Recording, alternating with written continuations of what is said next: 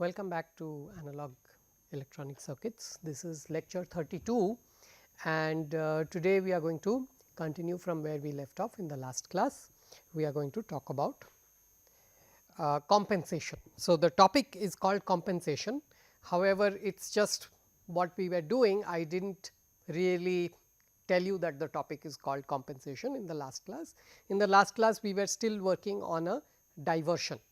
Right. In the last class, we just showed that the ratio of omega 2 and omega 1 in a two pole system, if suppose you forget about the existence of the zeros and so on and so forth, suppose you have a strict two pole system, forget about the third, fourth other poles if they exist, forget about them. Okay. Now, if you have a strict two pole system and you plan to use this two pole system within a feedback loop, okay, then you require some phase margin. All right.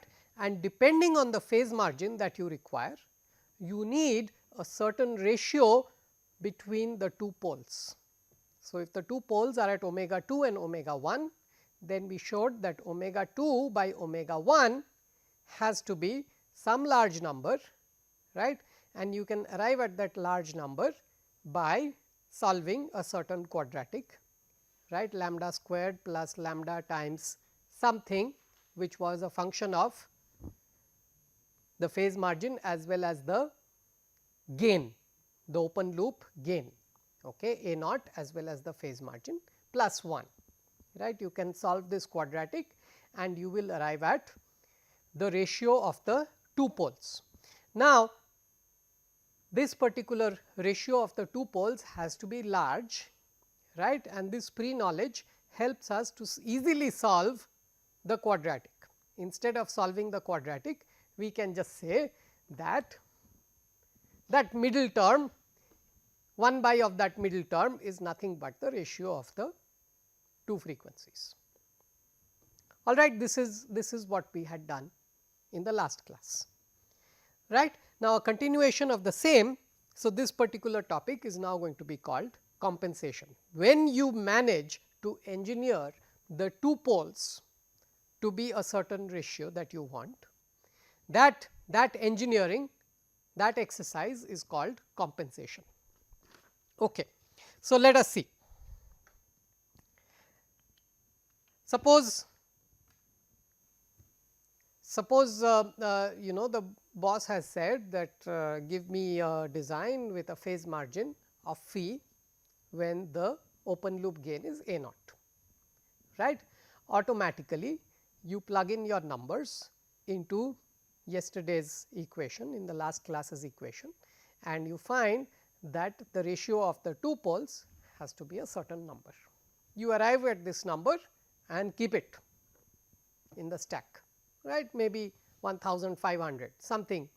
We had done some crude computation, we did not really do it accurately, we just plugged in some numbers, we got a number like 1500. We said let us say the gain is 1000 and let us say the phase margin required is 60 degrees, roughly 1500 was what came out. Okay. Now, you look at your system, all right. What is our system? As an example, so we were looking at two different circuits, one was the cascade amplifier, the other was the cascode amplifier. So, actually we have discussed the cascade substantially in the last class, but I will do it again all over again. Let us discuss the cascode because we have not really discussed it that much. So, as far as you remember, the cascode circuit, I am just drawing the small signal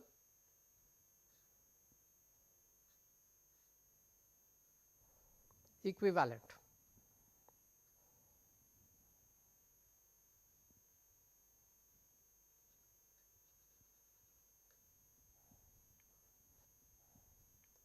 We are going to assume that this resistance is so large that it does not really matter.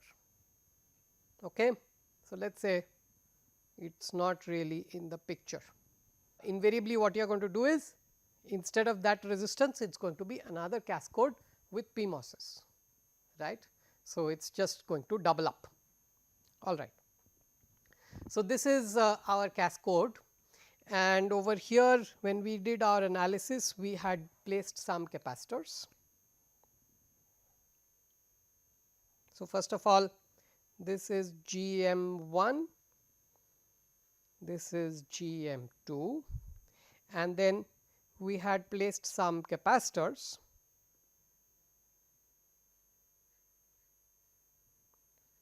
C12 between 1 and 2, and then there was C2, and then there was C3. Yeah, this is all that was there. Okay. This is what was there, and each of these devices GM1 also has RDS1 and GM2 also has RDS2. This was our system that we had analyzed earlier, and when we did the analysis we found that the system has some zeros, and the zeros are going to be computed straight from the short circuit transconductance. Okay. This system has a couple of poles, and the poles are going to be computed straight from the output impedance. All right. Then we had done an analysis of the output impedance of the circuit, and doing the analysis of the output impedance is not very hard because this is going to be at ground. So, C2 and C12 will appear together, and then it is just an application of one of our old formulae. Okay. Looking in from the output, you see the impedance at the source of MOSFET number 2 times the intrinsic gain of MOSFET number 2 plus the impedance at the source of MOSFET number 2 plus RDS2. Okay. This whole thing appears in parallel with C3, right. So, you do all of this computation, it is not a very difficult computation.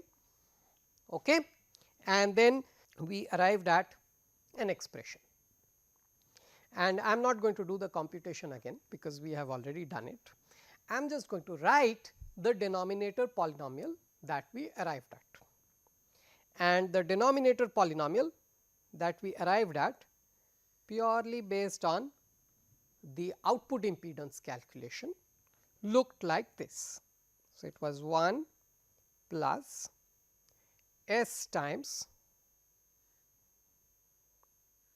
something plus S squared times something.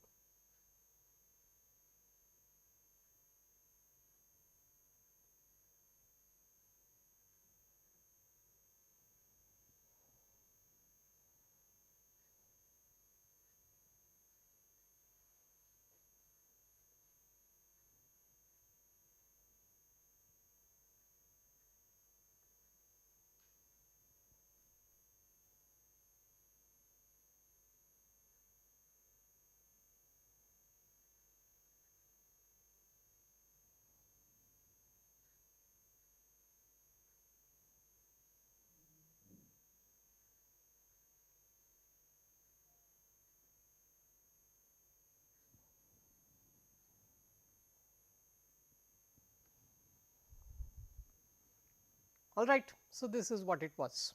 There is something in the numerator which we are not interested in right now. Okay. Right now, we are going to forget about the numerator, we are just going to assume that it is a plain vanilla 2 pole system, and we are going to learn how to deal with these 2 poles. Okay. In fact, invariably what is going to happen is that the zeros are going to be at much higher frequencies than the poles.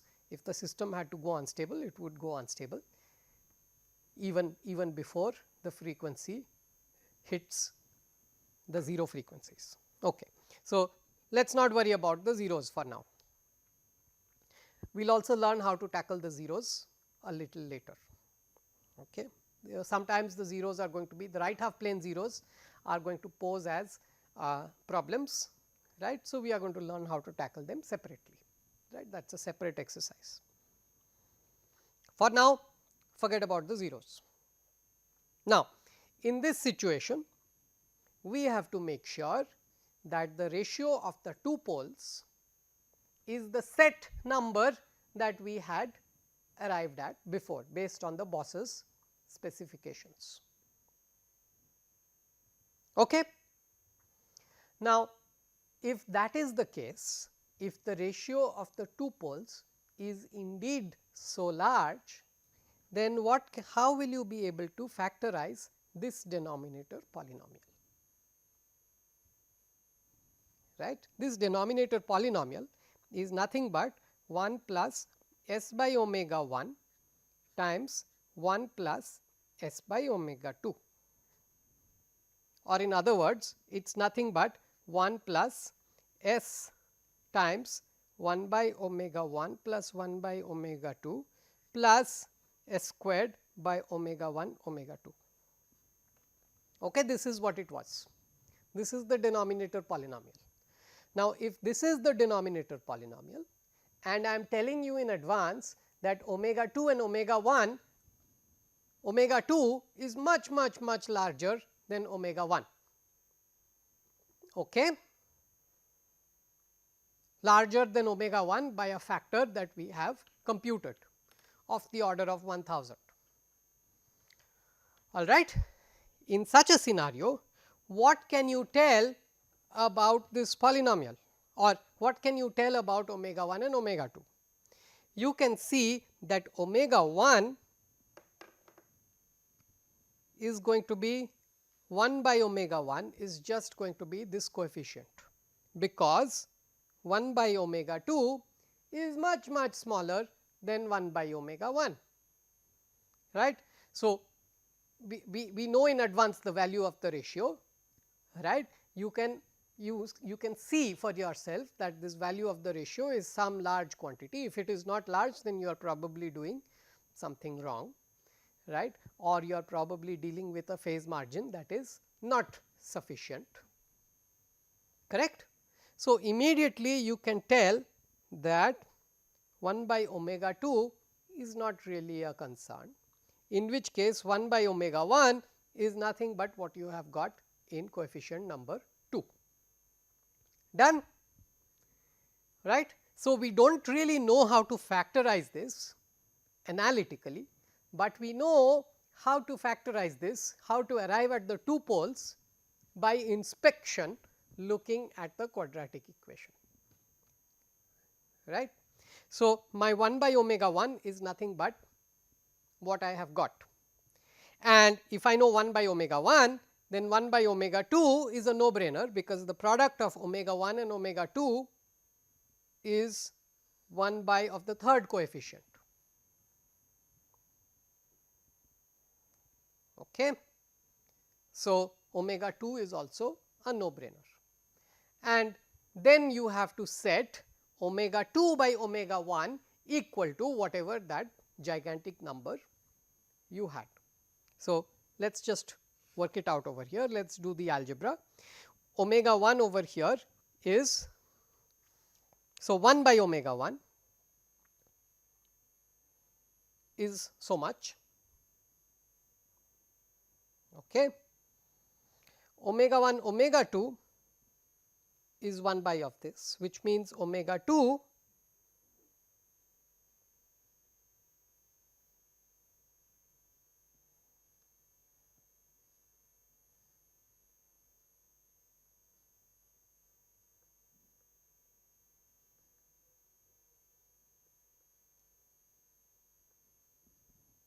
this is 1 by omega 1 omega 2,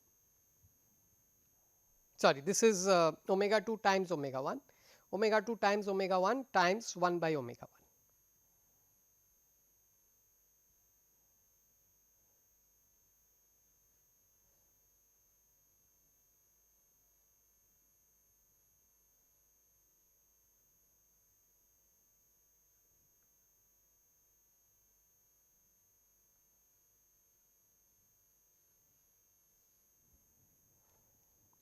So, this happens to be your omega 2, and 1 by omega 1 is just the numerator part of this, which means that omega 2 by omega 1 is nothing but the square of the numerator part. Fine, this is what it is. All right. So, omega 2 by omega 1 is so much C 1 2 plus C 2 plus C 3 times R d s 1 plus C 3 R d s 2 plus times 1 plus G m 2 R d s 1, the whole squared, right, this whole thing squared divided by whatever you have in this expression. Fine. Now, this ratio has to be set to a certain predetermined constant, a large number. How will you do the engineering over here? What will you tweak that will get you the maximum benefit? Which one of these will you tweak to get the maximum mileage? If you look at it carefully, first of all, you are not allowed to tweak the values of GM1, GM2, RDS1, RDS2, because this is what gives you the DC gain. Okay, the DC gain is all important. If you change the DC gain, then guess what, your set value is no longer set, right, that also changes, right, that is a function of A naught, that set value. Okay. So, you can't now tamper with the DC gain, the DC gain is fixed, right, that means GM1, GM2, RDS1, RDS2 you are not going to touch. The only things that you are allowed to touch are C12, C2 and C3, right, and by touching what I mean is that you can increase these values, you can't really decrease the values, okay, because the MOSFET is coming with a certain amount of parasitic capacitance C12, C2, C3 depend on that. You can't really dial those parasitics down, right, beyond a certain point. I am sure you would have already dialed it down as far as possible, right. You can't dial it down any further, right, and now your only option is to increase these capacitor values. Now, if I allow you to increase the values of C12, C2 and C3, which one will you work with to give you the maximum value for money?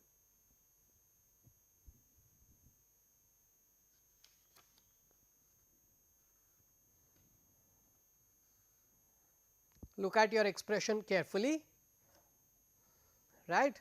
If you look at your expression carefully, you will see that the maximum value for money is going to come from C3, and the reason why the value for money is going to come is because it is attached to a factor which is large. Okay. So, C3 is attached to a factor that is large. Therefore, a slight increase in C3, remember C3 is there in the denominator also. Okay. So, if you take C3 common from the numerator you get C3 squared, in the denominator you have only C3, right. So, it is going to be roughly proportional to C3, all right. So, C3 over here is the dominant capacitor, all these terms have C3 in them. C12 and C2 can be held to be small compared to C3, you add extra C3 on top, right, from the outside you add extra C3, and therefore, C12, C2 are all parasitic capacitances. If you ignore them, then the numerator term is proportional to C3 squared, the denominator is proportional to C3, which means overall this ratio is proportional to C3, which means you increase C3, you can increase the value of the ratio that you desire. Fine. So, this is going to be the compensation technique. The compensation technique is going to be to add capacitance out here, right, at the load. at the load we just dial in more and more and more capacitance till the requirement of phase margin is met, is satisfied. All right.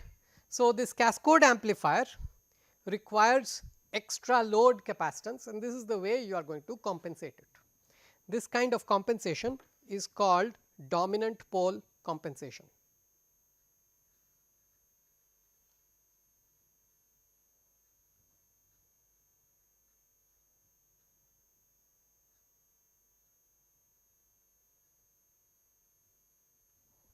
Okay. So, this particular style of compensation where I add extra capacitance at the load, it happens to be called dominant pole compensation, although all compensation is dominant pole compensation, right. There are some techniques where you add a 0, we are not going to discuss those in this course, it is out of bounds, right. All the other pole type compensation techniques are dominant pole compensation. However, in circuits this specific way of adding extra load capacitance till your phase margin requirement is met, this is called dominant pole compensation. So, C3 is the load, right. You can add as much load capacitance as you want outside the chip, outside the circuit, and that is called dominant pole compensation, that will meet the requirements of phase margin, and now you can use your amplifier in a feedback loop. Fine. All right. So, this is the cascade circuit. Now, let us look at the cascaded circuit. The cascaded circuit we had actually half discussed, right. I do not know how far you followed, but we will do it again. So, as far as my notes are going, when we discussed the cascaded amplifier,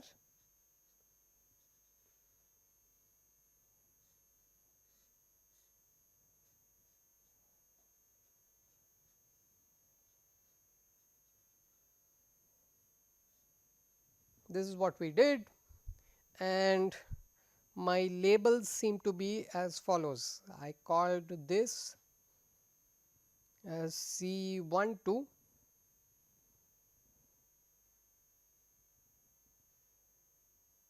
and this was called as C2,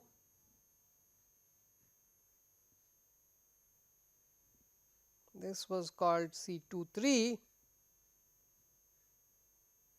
and this was called C3.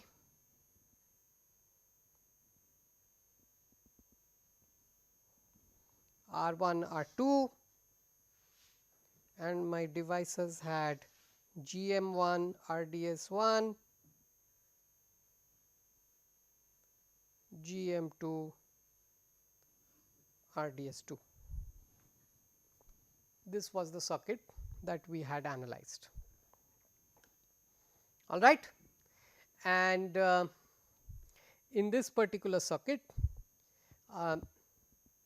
we did not really write out the complete analysis, right. I said that the complete analysis will take a lot of time and it is not really worth the while. However, I am just going to write out the expressions, right. As far as you should remember that this particular circuit had two right half plane zeros, and the zeros came explicitly from the short circuit current analysis, short circuit transconductance analysis. You do the short circuit transconductance analysis, you will get the zeros. Then the poles had nothing to do with the short circuit analysis, the poles had everything to do with the output impedance. So, if I look at the output impedance, I will arrive at a 2 pole, a second order denominator polynomial, and the denominator polynomial looked like this.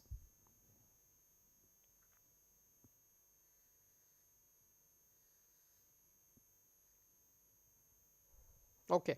So, what I am going to do is I am going to make one simplification. I am going to lump RDS1 into R1 just so that my expression is simpler. I am going to lump RDS2 into R2. So, R2 is the old R2 in shunt with RDS2, R1 is the old R1 in shunt with RDS1. Okay. Let us just put that in over there, and then I am going to write out the denominator polynomial. The denominator polynomial looks like this, it is 1 plus s times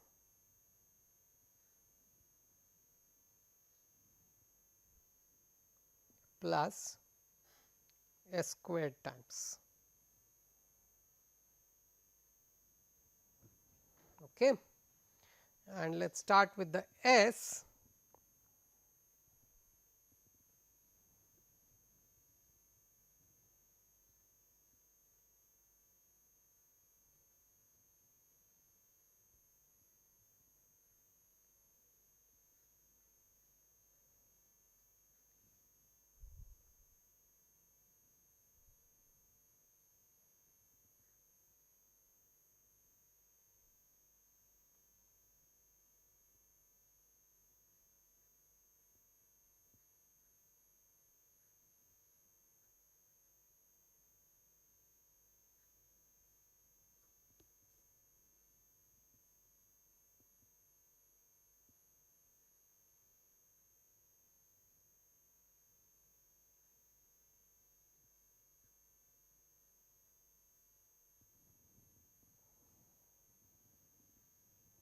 Okay. So, that is the s term, and the s squared term looked like this.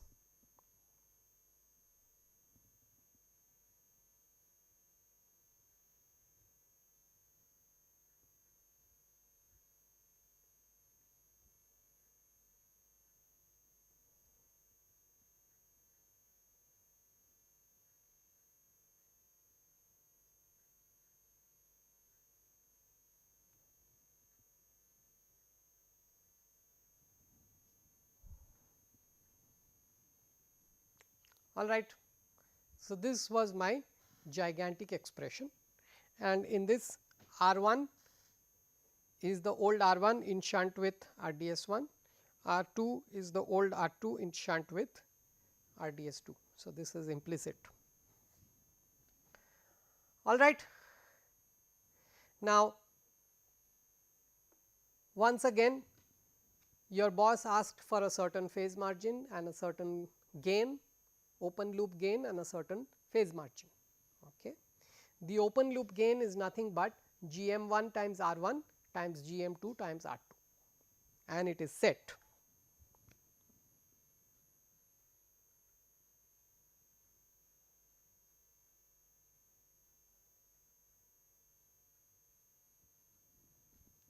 Okay. You are not going to tamper with GM1, GM2, R1 and R2.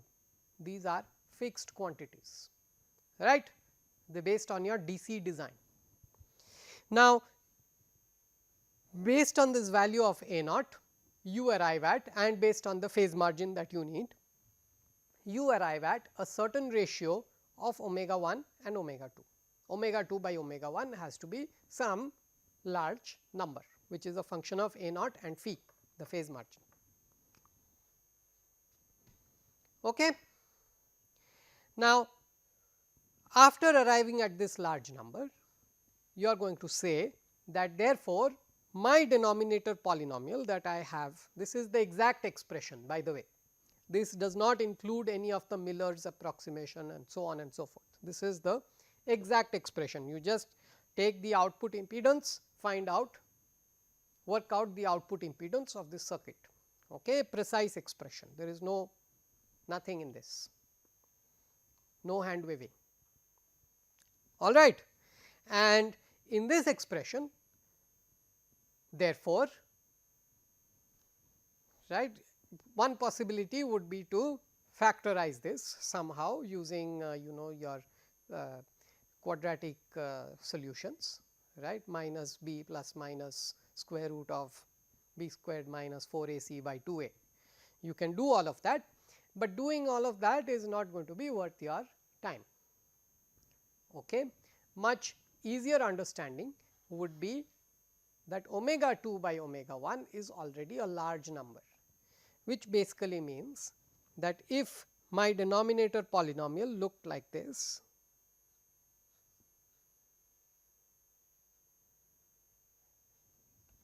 If this was my denominator polynomial, then this would look like 1 plus s into 1 by omega 1 plus 1 by omega 2 plus s squared by omega 1 omega 2. I am doing this repeatedly so that you get the hang of it, right. Some of you will find this boring because it is the same thing that I am repeating over and over again, but this is the way you learn through repetition. So, over here 1 by omega 1 and 1 by omega 2, the sum of these two is this particular term, the middle term, okay. And omega 2 by omega 1 is a very large number, which means that 1 by omega 2 is small compared to 1 by omega 1. The reason why is because omega 2 is much larger than omega 1.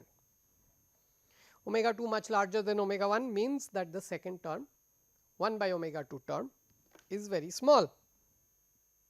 So, you ignore it. As soon as you ignore it, immediately you know the value of 1 by omega 1. So, the value of 1 by omega 1 is nothing but the first term, sorry, the second coefficient, right. And as soon as you know 1 by omega 1, omega 2 is also not very hard to find out, because the product of omega 1 and omega 2 is 1 by of the second term. All right. So, this is the plan. Now, we are going to execute the plan and we are going to find out the ratio of omega 2 and omega 1. So,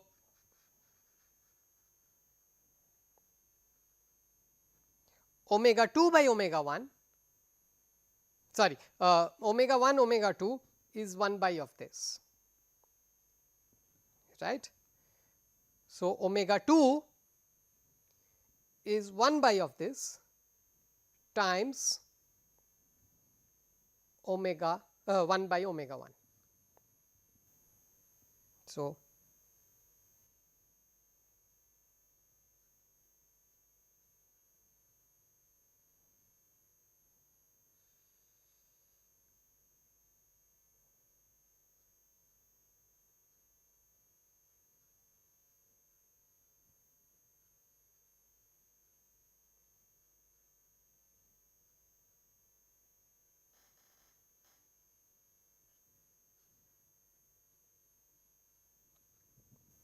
So, this is omega 1 omega 2, but I am not interested in omega 1 omega 2, I am interested in omega 2.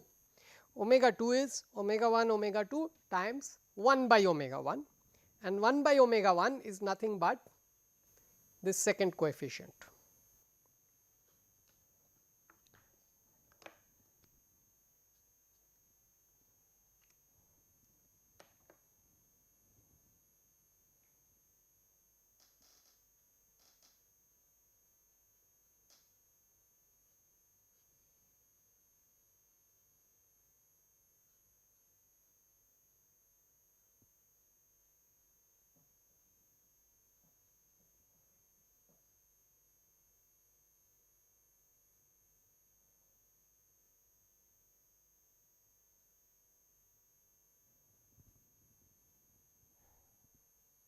Okay, so, this is omega 2. We are not even interested in omega 2. We want to find out omega 2 by omega 1, which is nothing but omega 2 times 1 by omega 1.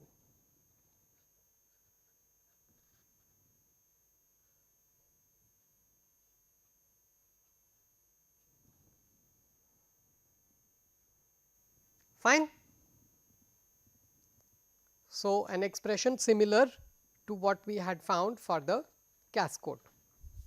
So, in the cascode we had found an expression that looked like this, okay. And in the cascade we have found an expression which is similar, sum square divided by something else. Okay. Now, what do you want to do with this? what would you want to do with this? This has to be equated to some large number. Okay.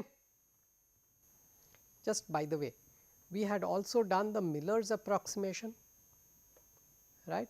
What result does that give? Does that also give something similar? Because this is the time to do it, right. This is the junction in time when you should also think of the Miller's approximation. When we did the Miller's approximation, what we thought of was that at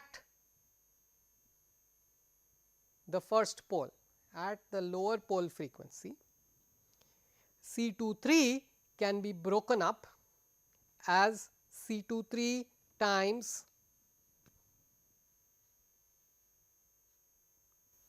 C23 times 1 plus GM2R2 over here. So, this was Miller, okay.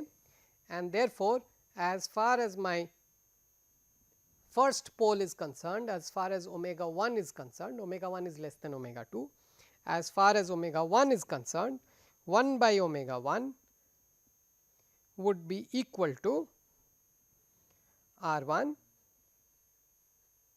times C 1 2 plus C 2 plus C 2 3 times 1 plus G M 2 R 2. Now, we also found some omega 1, right. 1 by omega 1 for us was this middle coefficient. How far are we from, I mean, between Miller and this Miller coefficient, this middle coefficient, what is the difference? So, I have got R 1 C 1 2, I have got R 1 C 2, okay. This term is not there over here, C 2 3 times R 1 does not really show up over here, but I have got C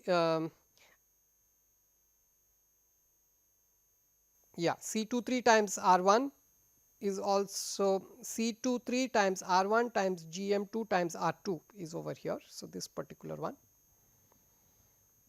okay. And then C 2 3 times R 1 is also over here, okay. So, all of these terms are matching.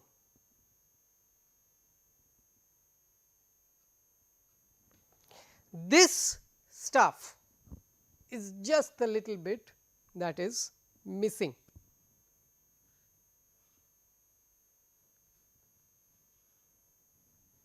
From the actual value of 1 by omega 1 that I estimated with Miller. Now, when I did the Miller estimation, right, you can immediately see that this GM2 R2 times C23 times R1 is the largest term. The same thing is there over here, right. So, if you really think about it, these other things are not that important. Okay. This little inefficiency of Miller is not that important, you can keep it aside. Okay. Yes, this is the accurate version, but the Miller version is giving you very close to the actual result, it is very close. All right. Now, this is 1 by omega 1. When we did Miller, we also had to do, we also did in a different way, we found out the second pole, right. The second pole was not so straightforward. When we talked about the second pole, we said that all these capacitors are now going to behave as short circuits, and there is going to be some ratio of C23 and C2, C12 plus C2, that voltage is going to appear here, and that is going to pull some current through the MOSFET. So, you are actually going to see an effect of GM2 coming into the second pole.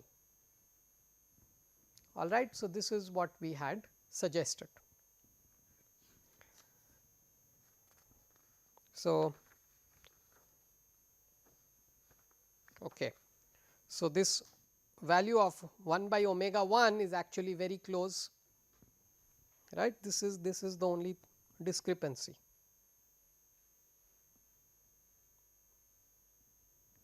Between Miller and the exact expression. Okay. Now, let us try to find out the value of omega 2, right. So, when we worked out omega 2 with Miller, when we worked it out with Miller, we said C23 is a short circuit, C2 plus C12 is also a short circuit. Okay. So, now we forget about this.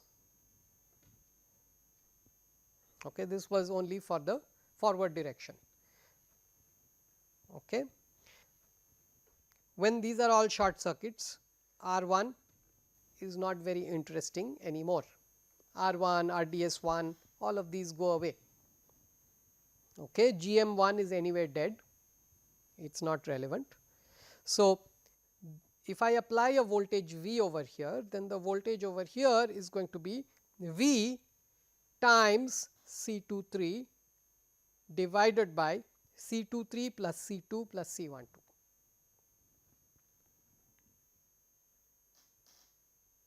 It is a voltage division between capacitors.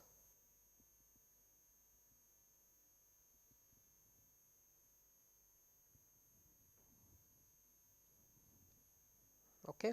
What I have written is C23 plus C2 plus C12, that is the voltage up here. Now, if that is the voltage up here, then GM times that voltage is drawn through the MOSFET, and when I draw GM times that voltage, okay, when I draw that much current, then that adds on to the output conductance. So, the output conductance is therefore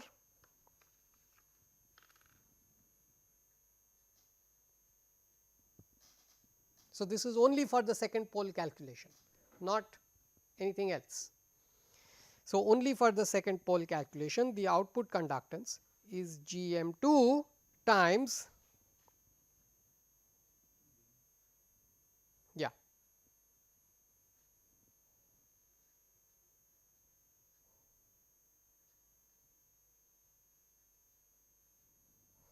okay, as far as this MOSFET is concerned. Plus, we have the series path between C23 and C2C12, right. This path is also there. So, that is also going to create output conductance, or in other words, this voltage is V, this voltage is so much V times C23, there is going to be some current through this capacitor also. Okay. So,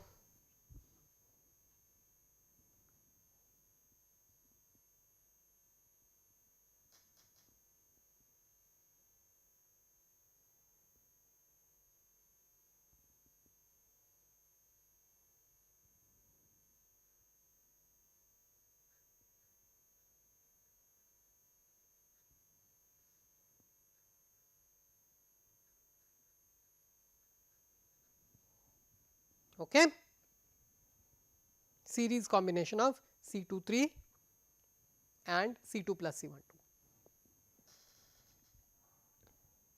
Then there is current through R2 and there is current through C3.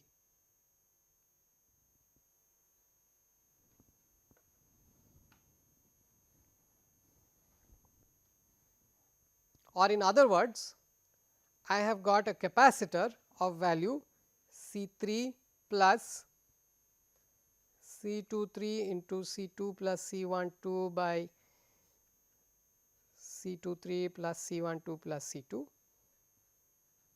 This is the capacitor, and I have got a resistor of value R2 in shunt with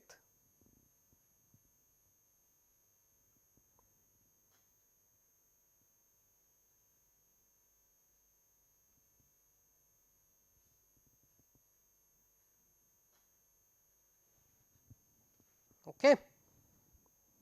So much, and therefore, 1 by omega 2 is this RC time constant. We are just trying to compute 1 by omega 2, omega 2.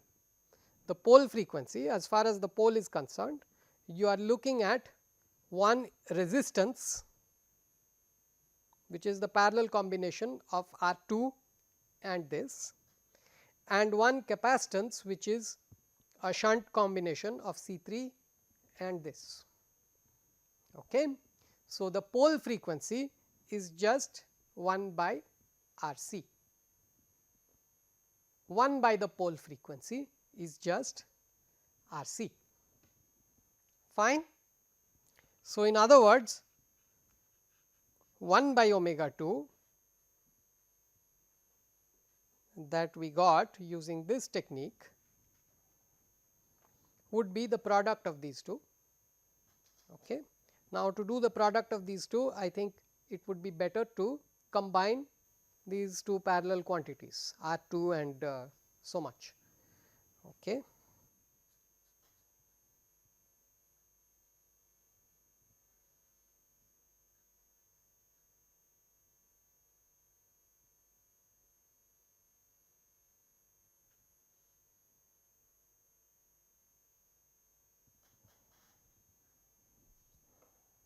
Okay.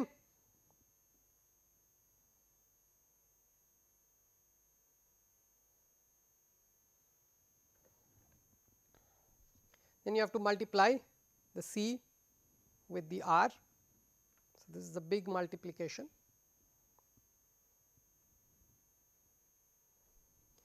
One, the first thing that you are going to do is you are going to multiply by C 23 GM 2 numerator denominator.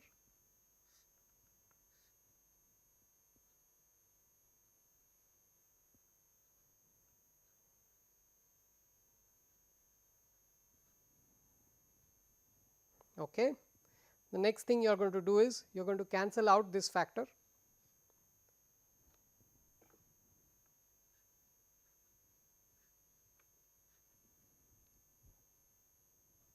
Okay. So, you have to cancel these two out and multiply it over here.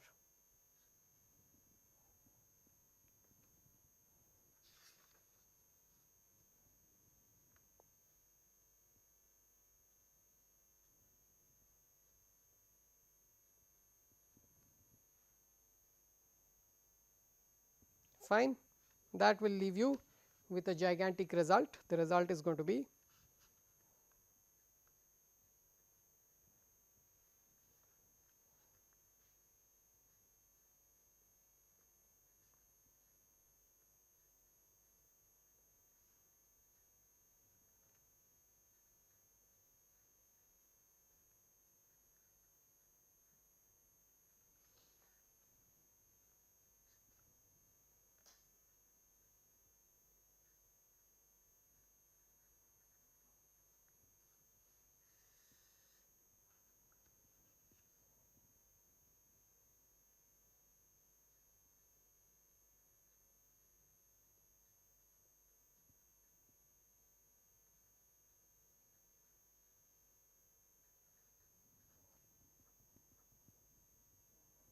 fine. So, this would be the result of our so called shortcut analysis, the analysis which did not require the actual calculation of the output impedance, right. I mean this particular expression was something that I wrote from our actual calculation, very hard work, right. This particular full fledged expression was something that we wrote from hard work, correct.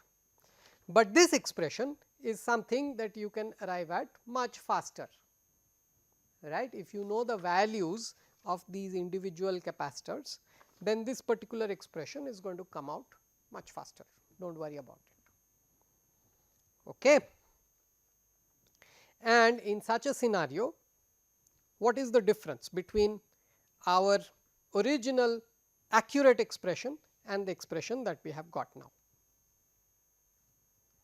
So, 1 by omega 2 that we have computed accurately is actually this blue denominator 1 by omega 2 is the blue denominator divided by what is inside the square, the numerator part that is inside the square. Okay. So, the blue denominator divided by the numerator part inside the square, that is the accurate value of 1 by omega 2. So, 1 by omega 2 accurate, let me write it down. So, this is the calculation from our quick analysis and this is the accurate expression.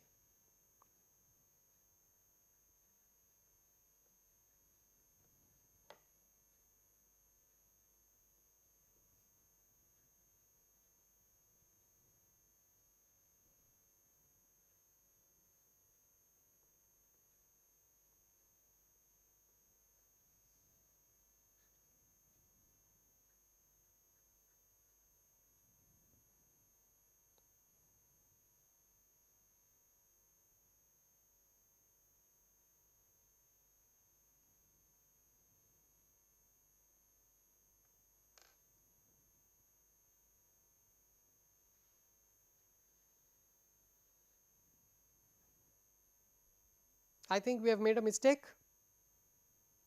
The dimensions are not right in the red one. Red one, the numerator polynomial is c squared, actually c cube, r and gm is nothing. So, it is c cube divided by c. So, this is coming out to be c squared. So, that is wrong, it should be time. 1 by omega 2 should look like r times c, not c squared. So, let us check. So, if dimensions are wrong, you immediately stop. Okay. So, we checked our dimensions over here, they are not correct, we go back. Where did we make the mistake? We had found y out was GM2 times ratio of 2 capacitors, fine, plus S times capacitor, which is fine, plus G2, fine, S times C3, this was fine. From here I took out the capacitor portions, C3 plus C23, C2 plus C12 divided by this is one capacitor, right, this is the capacitor, and the resistor is R2 in parallel with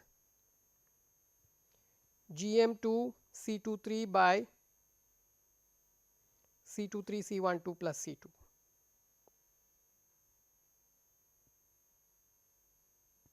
R2 in parallel with GM2 C23 and in the numerator C23 C12 C2. Okay. So, resistor product divided by resistor sum. Then we multiplied numerator denominator by C23 GM2, this should not have come. Okay. So, that is the mistake we made, there is an extra C23 GM2 over there. Okay, C23 GM2 just cancelled out, we wrote it all over again.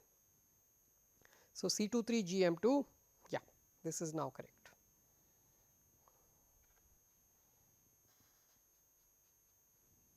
Fine. Okay. So, now it is RCC by C, which is RC. Okay, great. Now, let me just write this down.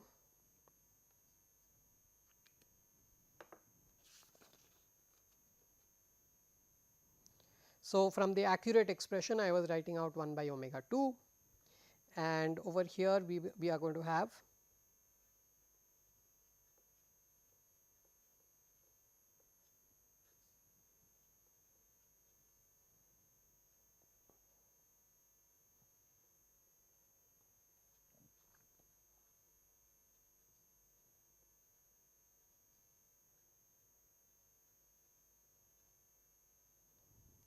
okay. So, this is what it is, all right. Now, what you are going to see is that in this denominator expression, in this 1 by omega 2 expression, once again C3 C23 matches, C3 C12 matches, C2 C3 matches, C2 C23 matches, C12 C23 matches, R2 matches, but there is an extra R1 in the accurate expression. Okay. All right. So, you can think of multiplying this by an R1 and multiplying the denominator also by an R1, just so that the numerator now completely matches up. Now, if we look at the denominator, I have got C23 GM2 R2 times R1, which is matching. Then I have got C2 R1, C23 R1, C12 R1. So, this entire term is matching, this entire term is matching. The only term that is left out is what I had over here. Okay. So, there is a slight discrepancy, right, it is the same discrepancy. Even as far as 1 by omega 1 was concerned, we had a little discrepancy over here. 1 by omega 2, we have the same discrepancy over here. Otherwise, they look pretty much the same, whether you do the exact analysis or you use the Miller's approximation, right, you get more or less the same result. Okay. So, then what do you do once you have this ready? What do you do? Supposing you work with any one of these two expressions, right, omega 2 by omega 1 is over here. What are you going to do as far as engineering is concerned? You can't touch GM2 R1 R2 GM1, these are not things that you can touch. You can only touch the capacitors, and if you look at the capacitors, the one that is going to give you maximum value is this term, because it has a multiplication with a large number and it is coming inside a whole square. Okay. If you look at it very carefully, omega 2, if I increase the value of frequency of C23, then omega 2 is actually going to decrease, omega 1 is going to increase. I am sorry, 1 by omega 2 is going to decrease, which means that omega 2 is actually going to increase, omega 1 is going to 1 by omega 1 is going to decrease, I am sorry, 1 by omega 1 is going to increase, omega 1 is going to decrease. In other words, when I tamper with C23, this was my 2 pole system, omega 1, omega 2, omega 1 is going to decrease in frequency, omega 2 is going to increase in frequency, and the net effect is going to be that the ratio of omega 2 and omega 1 is going to be managed. All right. So, this is where we are going to stop for today. We have been talking this exercise, this entire engineering exercise is called compensation, right. So, we tried to do 2 different circuits, the cascode as well as the cascaded amplifiers, and in the next class we are going to try to incorporate all of these. Thank you.